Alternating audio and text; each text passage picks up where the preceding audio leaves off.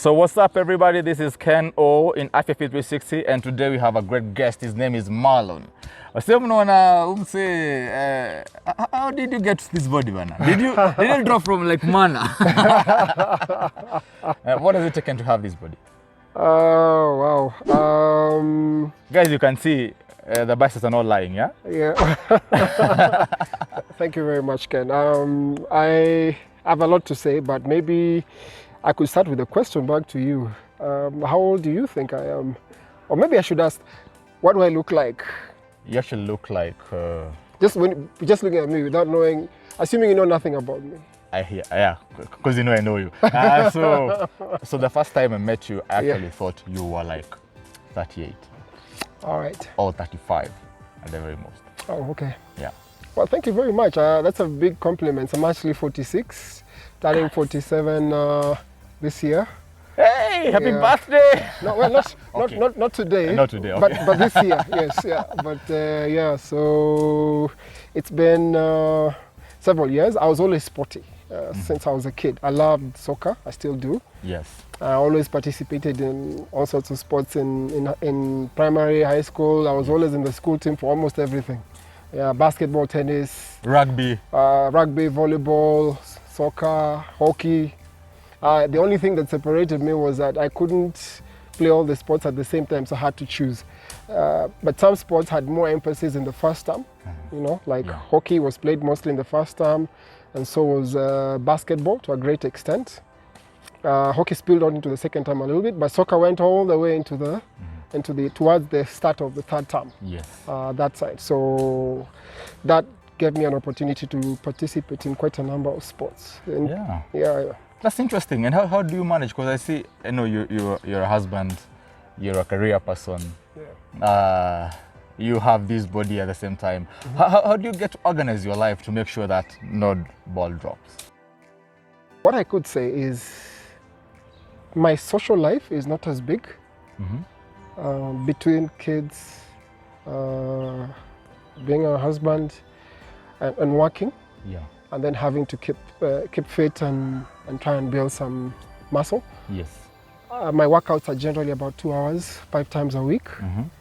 And then I'm working a job that can be unpredictable because sometimes I have meetings that sometimes have to happen in the evening. Yeah. So sometimes I schedule. I could go into the gym maybe a little earlier. Yeah. Say 3 if I have a window. Sometimes I go in at 7 in the evening, depending on how it works out. Because you may end up having a meeting at 5 or at 7, so you try and schedule that. But in between that, I need contact with the kids on a day-to-day basis before they get too tired. So I try and drop by home. So you work out in the morning or you work out in the evening? Well, on certain days, I try and double up and do a double shift. So I'll do like a 1 hour in the morning and then a 2 hour in the evening. Mornings are usually 3 hours.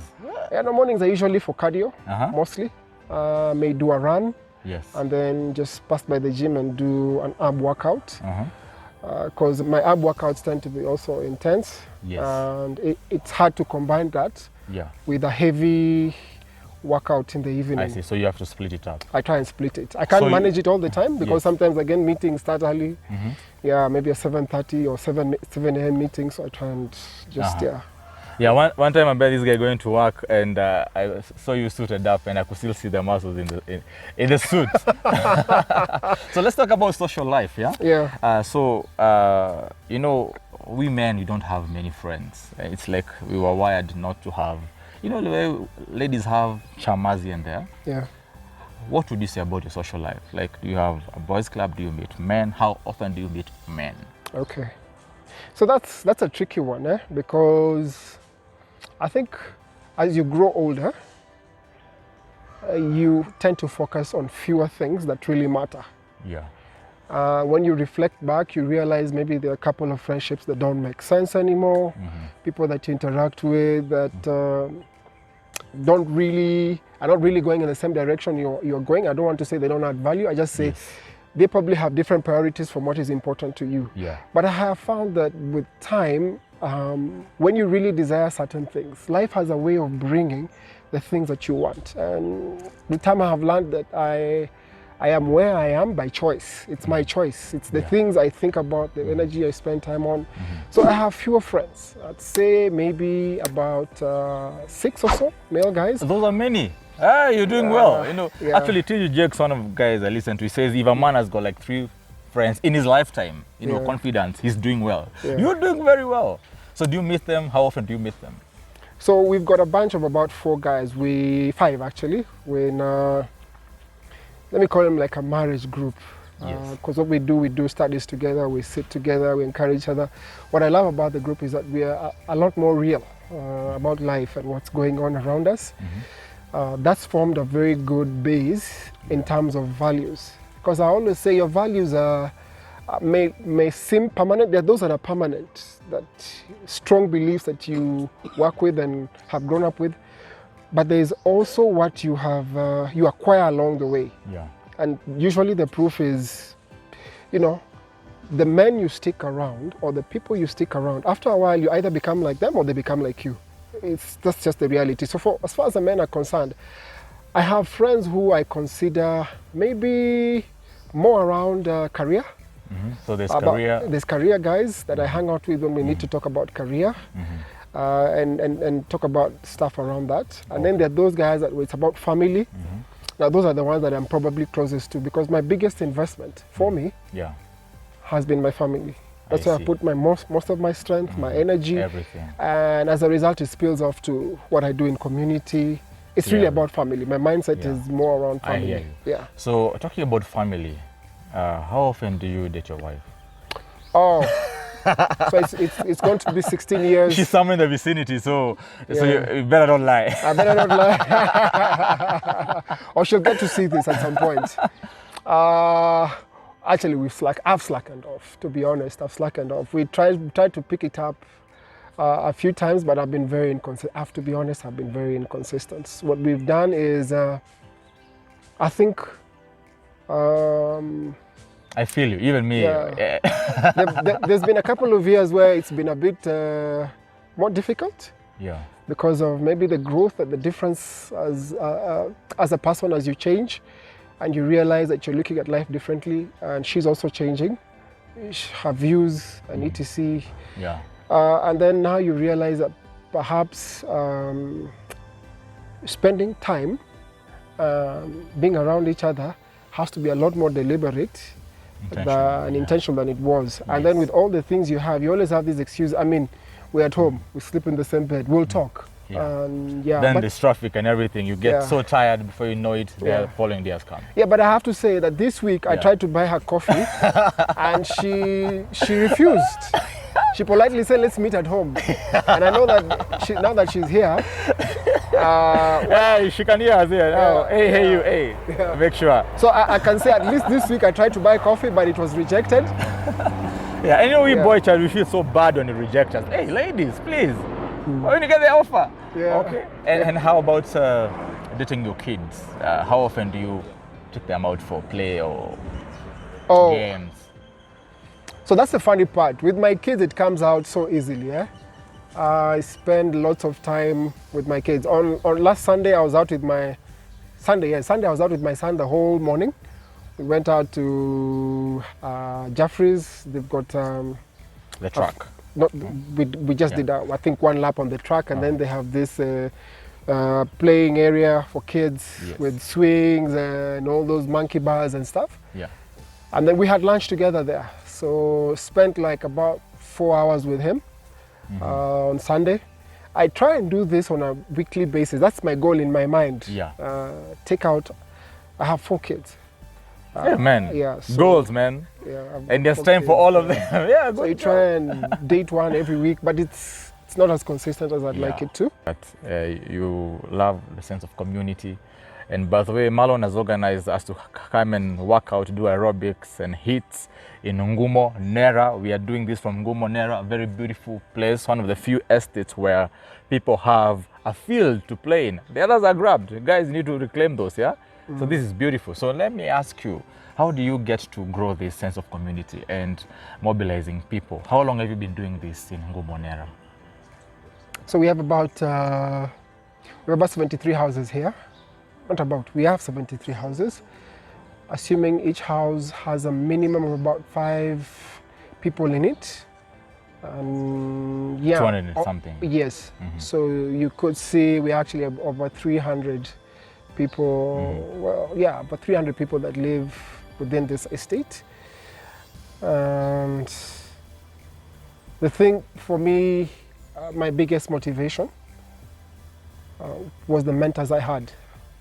I had people who raised me who are very family oriented, and they pursued family more than money, and it had a very big impact on me.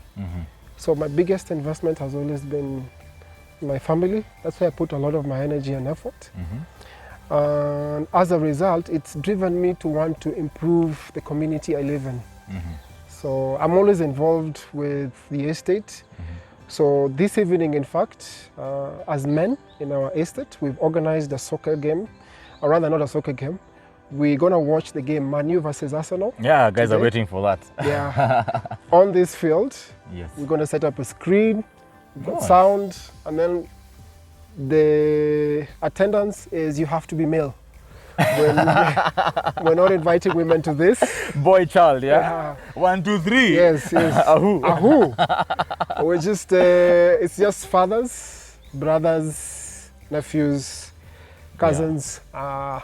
No ladies, no women, no girls at all. It's just a boys thing. Testosterone. Yes. Full kabisa. We want to encourage father-son relationship. Interaction. Yeah. Good stuff, man.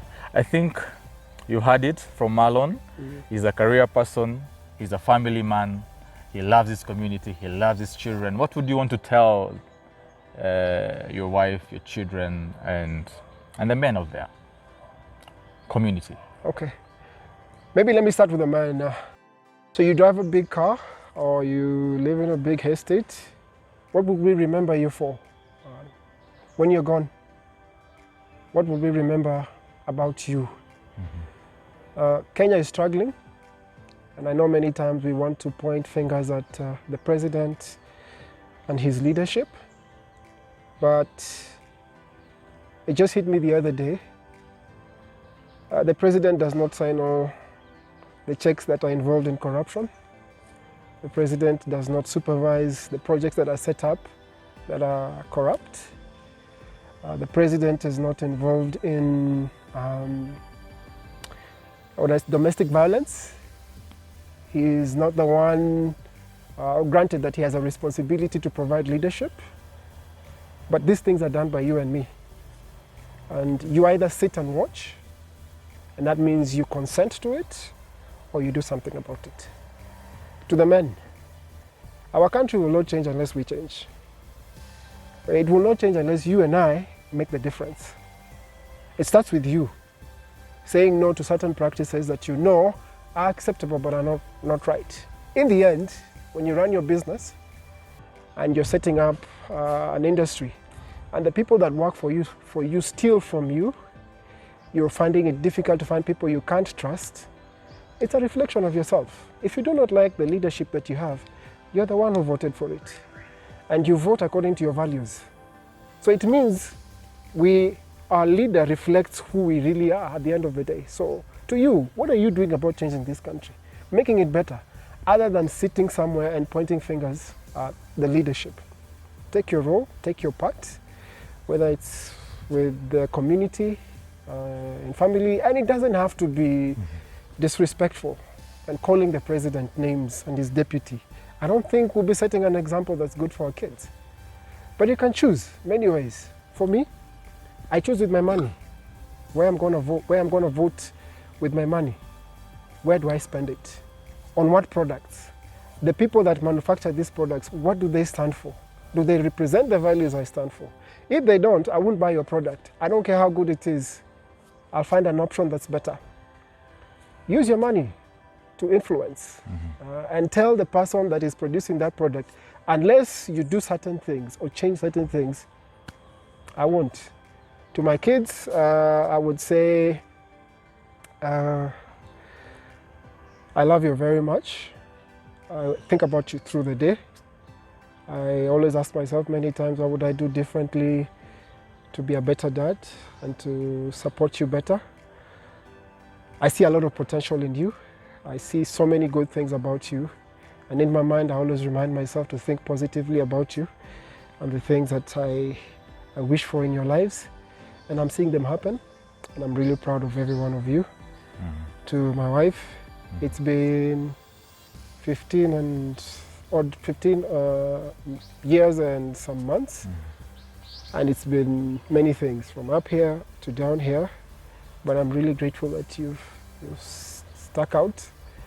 We're here, and it's a choice, not because it was easy, but because we made a choice, and we're trying to make the best of it. So yeah. Wonderful. Very candid, very good. Guys, this is Marlon. He's a legend in Ngumonera, and we pray that you shall continue serving your community. And he's a role model here, helping community to love family, to love friends, and to, in fact, you're expanding the scope of IFA360. We need to look at not just the fitness of our families, but also the fitness of our country. Yes, and that's important. Keep it here, keep it locked. In IFA360, we discuss physical health, social health, and mental health. So, asante sana. Yeah, sure. Corona greetings.